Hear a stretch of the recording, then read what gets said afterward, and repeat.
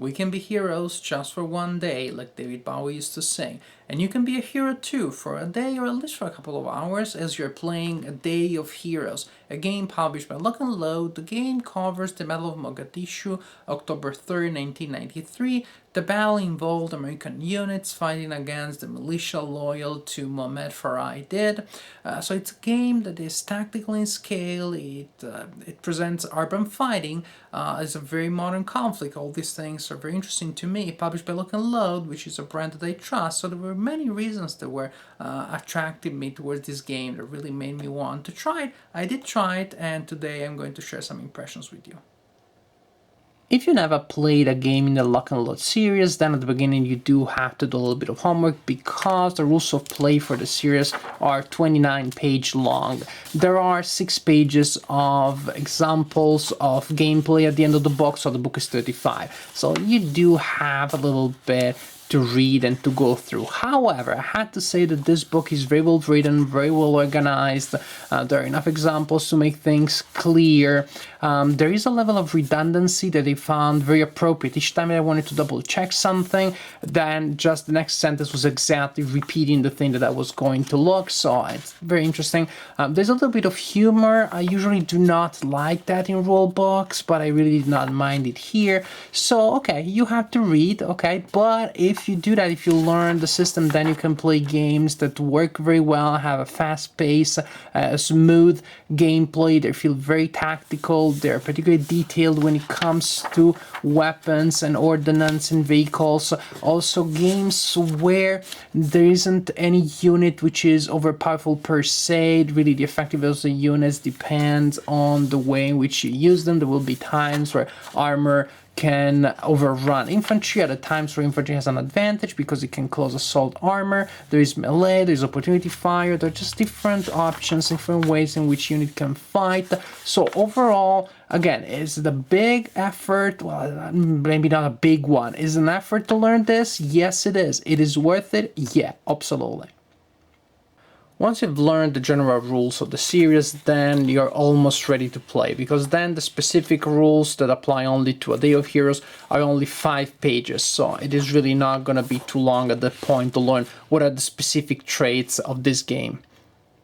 And then you have not 1, not 2, not 3, but 9 scenarios. Each scenario has instructions for the setup, and then special rules that apply to that scenario, and victory conditions. And don't worry, some scenarios really do not have many extra rules.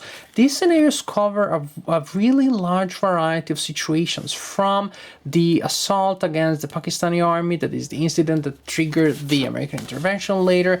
Then you have missions that are rescue missions. You have fights against enemy technicals. You have missions in which you have to defend a certain area, you have to capture enemy VIPs, just many different things that really will make the gameplay differently depending on different scenario. Also because just different type of units, number of turns, different objectives, it really feels you have a huge variety of things that you can do with this game and these components. And then of course in the end you have the main course, which is the campaign game, A Day of Heroes scenarios, but I'll talk a little bit more about this later. The map is a mounted map, which is great, of course, and I think it's beautiful. I think it's a beauty that really helps creating the atmosphere for the setting. It really gives you the sense that you're fighting in those dirty roads. The map is divided in squares, not in hexes, which is unusual, but it works very well with the urban setting here. In fact, you have only 2 options. You are hiding in one of the buildings, which gives you good cover, some buildings better than others, but of course it also slows you down, and buildings slow down the American player more than they slow down the Somali player. Or you are there, you are in the open, and everybody has a line of sight on you. So it's either or, either well protected by the buildings or virtually a moving target. The game revolves around the strong disparity in the type of units that the 2 players can deploy. In fact, the American player has units that are better equipped, better trained, they're just stronger. You have, for example, the Rangers that have good values, and then you have the Delta team, which are elite, and they can do things that the other units cannot do. For example, they can still move and fire even when they're shaken, and then you have the snipers of the Delta team, which have the advantages of the Delta team, and on top of that they have some specific advantages which are typical of the snipers. On the contrary, the Somali player uses units that do not represent an organized army but militia. And as you can see, this militia really does not have great combat factors. For example, the firepower for most units is 0. And these units also have special rules that apply to them. For example, these units do not enter melee unless they pass a morale check, so they just don't want to enter. They'll try to avoid melee if they can. Also, if they receive a result of shaking on the combat table, they do not shake. They simply take casualty instead. They don't shake, they run away. Another thing is that you can combine the firepower of units that have 0. So actually, if you have more than a unit with a 0 firepower in the same square, you will have a +1 firepower for each unit after the first one. So actually, if you have 3 units like this one in the same square, then you have total firepower of 2. 0 for the first unit, and +1 and +1 for the second and third unit. An important feature in the game is the roadblock. The day of the battle in Mogadishu, the Somalis did create several roadblocks that were meant to slow down and redirect American movement. Also, since there were tires burning in the roadblocks, then there were towers of smoke that would attract militia. So the roadblocks also worked as rallying points for the militia. In the game, roadblocks are placed on the map at the beginning, following the setup instructions for the scenario, and they will block American movement. The Somali player can walk units through them, even though it's more expensive. Vehicles cannot go through roadblocks, and the roadblocks also block line of sight, so they really have a huge impact on the area around them.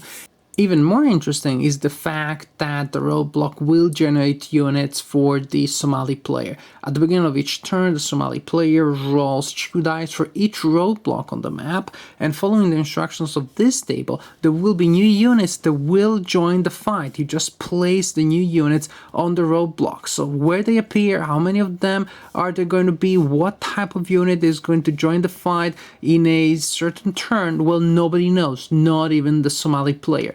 Another key feature in the game is the Somali Mob. These mobs represent groups of civilians that are not exactly fighters, they're just going around and expressing their anger. There are special rules about the Somali mobs. The American player can move through them, but if it is a vehicle, the vehicle is going to be slowed down. If it is infantry without the vehicle, well, sometimes they'll be able to just pass through and these people are just yelling at them. Some of the times the mob will attack the American infantry and the American infantry will have to enter melee against them. Also, the mob can be easily dispersed by the American player simply by firing through them. You fire through them, they disappear. The problem is that firing against civilians, even angry ones, it is never a good idea politically. In fact, when a mob is dispersed, the Somali player immediately gains victory points. Mobs need to be activated every turn, but they're out of control. The Somali player cannot predict in advance what a mob will do, which makes perfect sense. Each time the Somali player activates a mob, he needs to roll a die and then check the results on this table and see what the mob does. For example, the mob may disperse, so it just goes out of the game. The mob may get confused, and it is the American player that moves the mob wherever he wants. The mob grows, which means place another mob counter adjacent to the previous one. These mobs, you don't really know what they're gonna do next. Or another result is that the mob turns mean, and that means that the mob generates a 0-2-4 militia unit. So you can see in a turn, sometimes you may have a roadblock that generates a mob. Later the mob is activated and it generates fighting units. As you can see, it's really hard to predict how many units you will have on the map and where they will be.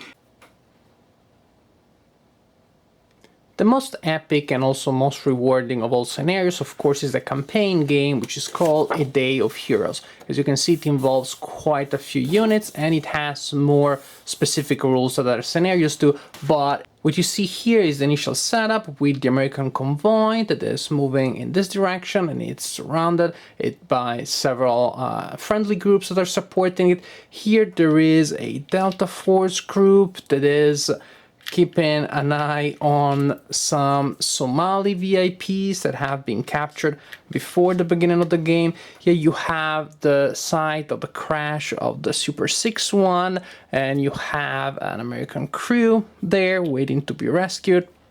And of course, all over the map, you have Somali groups that are just waiting to make life hard for the American player. The American player in this scenario wins the game by gaining more victory points than the Somali player, and the American player has several ways to do so. The American player will score points if he manages to exit those VIPs from the map, and if he manages also to exit the crew from the map. However, you can exit unit only from the southern edge, so yeah, it's not going to be that easy. You cannot just run that way. Also, another way of gaining victory points is by destroying the site of the crash, but then you need to have a unit that is specifically there to perform that function. And also you can score victory points by capturing Somali support weapons, not by eliminating Somali units, which is very important in this scenario. The Somali player gains victory points by preventing the American player from completing his objectives, but also by eliminating American infantry, eliminating American vehicles, which of course is more profitable than eliminating infantry. And the Somali player also gains victory points each time that there is a gap in the convoy, meaning that at the end of a turn, each vehicle in the convoy, with the exception of the first one, is not adjacent to at least one of the vehicle of the convoy. So you really have to keep them together. If there is a gap, either because the American player maneuvered in such a way that left a gap, or you managed to create one as a Somali player by destroying vehicles or doing other stuff, well, then you immediately, as a Somali player, gain victory points at the end of the turn. So the American player really has to keep the convoy together, which is not that easy, especially when things start getting really, really heated around here in the center of the map. There is this roadblock here that will force the American player to drive around here. Again, we'll just give more time to the Somali player to send in wave after wave after wave of militia. There is an uncanny amount of reinforcements that the Somali player can bring in the game in this scenario more than in other scenarios, and this scenario really emphasizes the nature of the struggle here, which is between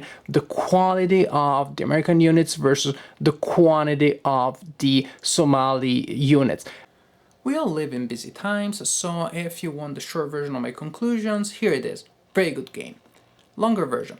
It is a game that has very good components, a very accessible, very clear manual, if not the shortest manual around, at least I'm talking about the serious manual. It is a game that creates fast, furious, intense sequences of events. Maybe because of the map that looks so realistic, or just because the units have many different actions that they can perform and many things go on at the same time, but there are certain sequences of events that have to me an almost cinematographic quality, almost seem to come out of a movie by Ridley Scott. There are moments where you have vehicles that just runs out of a corner, you almost have the sense that you are hearing the wheels screeching, and then there's a unit behind the corner that fires at that one, things start blowing up, helicopters are flying around, snipers fire from the helicopters, a lot going on. It's really intense. It really drags you in the story and in the atmosphere of the events. The scenarios do play differently from one another, which is a great thing. They do not all seem to be very balanced to me. At least there are some scenarios that do seem to favor a side or the other, but the game is so fun that really didn't seem a big problem to me. Bottom line is that if you have an interest in the topic at all, if you just want to try a tactical game that really gives you a strong, fun, involving experience, then well, you will want to give this game a try, and I think that probably you will not be disappointed.